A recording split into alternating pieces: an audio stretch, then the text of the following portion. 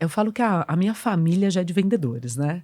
Então, minha mãe já trabalhava na área de vendas, na vendas para de pedir ambulância, coisas assim, mas era algo médico. Então, ela sempre trabalhou a vida toda. E eu, com 9 anos, comecei a vender geladinho, Ai, né? que linda! Eu 9 falo que geladinho é o aninhos. começo do empreendedorismo, né? Então, eu sou de uma cidade do interior de São Paulo. Não sei se você conhece Jaú, não sei se você já Já ouviu ouvi falar. falar, não Então, as conheço, pessoas mas normalmente não conhecem, mas é perto de Bauru, Barra Bonita, aí as pessoas sabem um pouco mais. Mas é a cidade do calçado. E lá eu comecei, eu falei assim, acho que eu vou vender geladinho, tá? Então, assim, a gente é uma família super simples, né? Humilde mesmo. E aí eu falo que a gente começou a vender geladinho, eu comecei, e não era aquele geladinho de fruta, gostoso, nada disso, era aquele que suco Ai, mesmo, tá? sim. E como ficava marca na língua, eu falava que, gente, é pra dar um gostinho, Um entendeu? colorido, né, Um pra vida. colorido. E depois, com 11 anos, a gente mudou para São Paulo. Meu pai era cinegrafista, trabalhava no SBT, Olha, mudou para São Paulo e ali eu falo que acho que começou de verdade. Eu toco piano, nossa, Débora, eu não eu toco piano desde sabia. os 5 anos de Ai, idade. que Com linda. 8 anos eu já tocava em casamento, em faculdades, em Gente. teatros, né?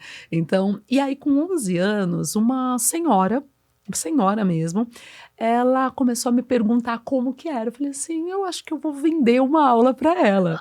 E eu comecei aos 11 anos dar aula de piano. Eu dei aula dos 11 até os 21, que foi quando eu casei. Olha só. Comecei a dar aula de piano e ali, hoje, né, pensando, já me surtiu algo. Porque o que que é a venda? Ou o que é um bom negócio? Né? As pessoas sempre me perguntam, Débora, eu quero criar algo, mas eu não sei o quê. Uhum. E eu falo sempre, divida, né, em 3 colunas. O que você gosta de fazer, o que você sabe fazer, a segunda coluna, e o que as pessoas precisam. E foi exatamente isso que aconteceu aos 11 anos. O que eu gostava da música, o que eu sabia tocar muito bem naquela época. E eu via que várias amigas queriam aprender. Aí eu comecei a unir isso. E eu comecei a dar aula de pianos para as amigas e para essa senhora que era da igreja. O mais engraçado é que ela aprendeu mesmo, né? Que lindo. E a gente começou ali. Mas aí, aos 14 anos, eu já entregava a cesta de café da manhã com a minha mãe. E assim, eu acho que os um pouquinho mais velhos, ou os 40 a mais, vai lembrar disso. Mas aos 14 anos, eu era a garota telemensagem. Gente, você acredita que eu trabalhei com isso também? Uma delícia, Era do né? carro, aquele carro, ou era, Não, era o tele? meu era o tele. Eu Aham. ligava e falava, olá, eu tenho uma mensagem para você. Ai, que linda essa voz, linda, Era assim. veludada. E aí eu tinha várias histórias ali, porque as pessoas ligavam e elas falavam assim, olha, vai ser um aniversário e eu queria uma Aham. mensagem especial. E eram várias formas, porque eu falo que vendas é relacionamento. Exatamente. Só que daí, passado um tempo, eu já estava com 16 anos mais ou menos, e a gente teve uma notícia muito ruim.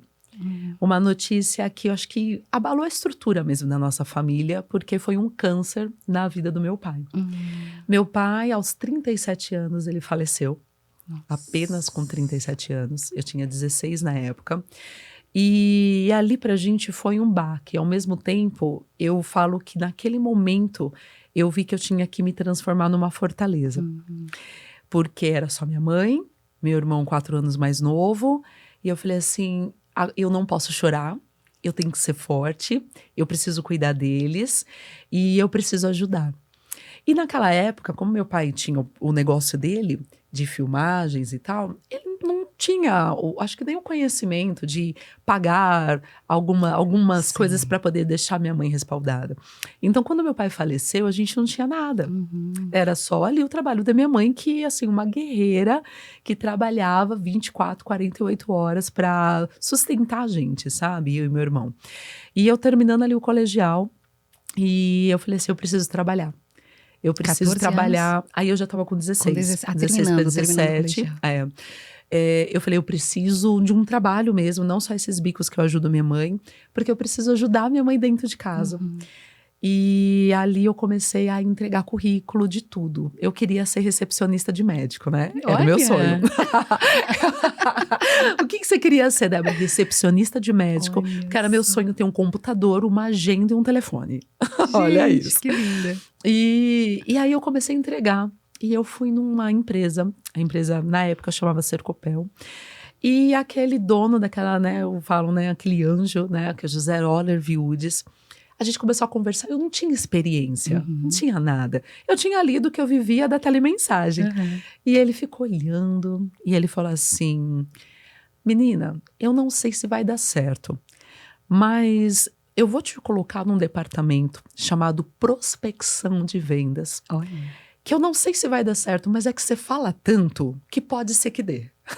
Aí foi assim. E você falava muito sobre isso já. Não, eu falava muito de tudo, né? Entendi. Mas eu não entendia nada de vendas, né? Era uma vida normal. Mas eu nem sabia o que era prospecção. Gente. Eu não tinha noção. Eu fui jogada nas vendas, basicamente, entende? Eu falo que as vendas me encontrou. Então, quando ele falou isso, eu fiquei feliz que eu tinha um emprego, mas eu não sabia o que eu ia fazer. E aí eu comecei ali naquele trabalho, aos já 16 para 17 anos. E ele me deu uma listagem, um computador, né, um telefone, não era a secretária de médico, mas era a mesma coisa. Tava próximo. E me deu uma lista de clientes. E ele falou assim, eu preciso que você ligue e venda para ele. Eu falei, como eu faço? Aí ele falou, se vira. Dessa forma. Gente. Eu tinha uma supervisora e ela falou assim, olha, você só pode me perguntar 2 vezes. A primeira e a segunda para tirar dúvida. Não me pergunte mais. Nossa. E eu morria de medo dela, né? Então, eu falei, eu tinha que aprender algo que eu nem sabia o que era. E eu comecei a estudar, só que assim, é diferente de hoje, né? Hoje a gente fala que, poxa, tem rede social, tem internet, hoje é muito mais fácil. Hoje tem chat GPT. Sai ali quase um especialista. Exato, tem muito mais fácil. Aquela época tinha o quê? Tinha a Barça. Nossa. Aquela época tinha, para fazer prospecção, não tinha internet, era lista telefônica. Então, assim, era a forma que eu tinha. E quem que falava de vendas na época? Só Daniel Godry, falando de bola murcha, bola cheia, e era o máximo. Era o máximo que tinha. Eu me lembro de eu em acampamento de igreja, todo mundo na piscina, e eu com um monte de livro, tentando estudar algo que eu não sabia nem o que era. Mas eu peguei aquela lista e eu falei assim, essa daqui é a minha lojinha, é a minha empresa. Eu precisava, a minha maior motivação naquele momento era levar os R$ 400 que eu ganhava para dentro da minha casa para ajudar minha mãe. Eu precisava disso. Então, eu via que pessoas ali ficavam fazendo até competição do tipo assim, aposta, essa não vai durar 3 meses. Não vai ficar muito tempo. Um monte já passou por ali e não conseguiu. Mas eu tinha que me blindar desde aquela época, de não ouvir absolutamente nada, mesmo tão nova. Eu precisava levar aquele dinheiro para casa para ajudar minha mãe a sustentar em casa, sabe? Então, eu começava a ligar, eu falava, eu não tenho experiência. Então, se todo mundo liga 50 vezes, eu ligava 120. 120 ligações eu fazia uma atrás da outra, sem parar. O que você estava falando? Eu não sei, mas eu estava tentando, entende? E era um não atrás do outro, não, muito obrigada, era uma lista de arquitetos, engenheiros e tal, de AutoCAD, e era só não, não, não, e ok, eu não deixava. Passado 1 mês e pouquinho, eu recebi o primeiro sim. Eu não sabia o que eu tinha feito para receber aquele primeiro sim, daquele produto, eram papéis especiais que eles vendiam. Mas eu me agarrei naquilo de uma forma que eu falei, agora vai. E isso começou, e eu comecei a vender, e assim, eu me sentia, né? Aí, passado um tempinho, né, já estavam 6 meses na empresa, eu queria fazer organização do meu trabalho. Então, eu começava a olhar, deixa eu ver quanto que eu estou vendendo na Zona Leste, na Zona Norte. Olha. Eu nem sabia que isso já existia, que se chama curva ABC, que existe uma técnica. Eu achei que é algo que eu tinha inventado, né? Olha, gente. Então, eu ficava fazendo análise de resultado, de fechamento, assim, coisas minhas ali, né? E porque eu não recebia essa informação, então eu tinha que fazer.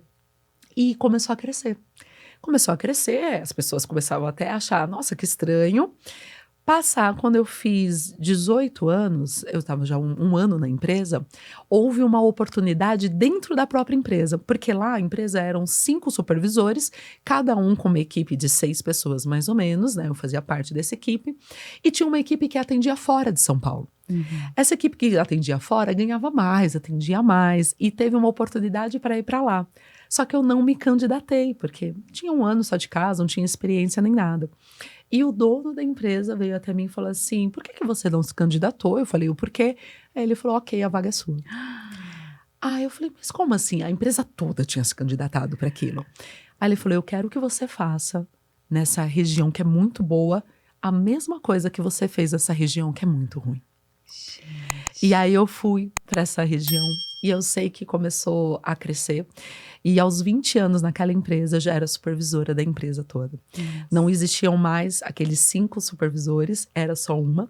Eu tinha 20 anos, eu já tinha uma equipe de 100 pessoas, entre vendedores internos, externos, representantes comerciais. Eu cuidava de 200 PDVs, eu já fazia planejamento estratégico. Uau. E eu falei, como Deus é lindo.